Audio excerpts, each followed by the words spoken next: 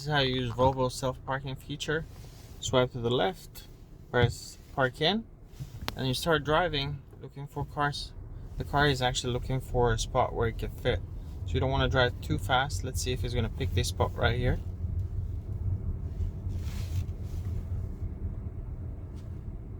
Oh, it found the spot. It did detect it. So you want to stop and put the transmission in reverse. And then let's take a look at it. And then you control the gas and the brakes. You can control both. Just pressing the brakes does not cancel it.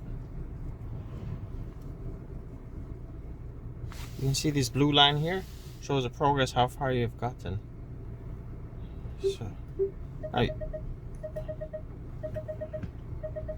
saying we got a little too close there. Parking. Stop and put in forward gear. Alright.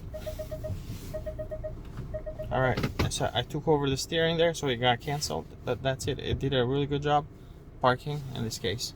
Thank you for watching, Mechanic, where you can be the mechanic.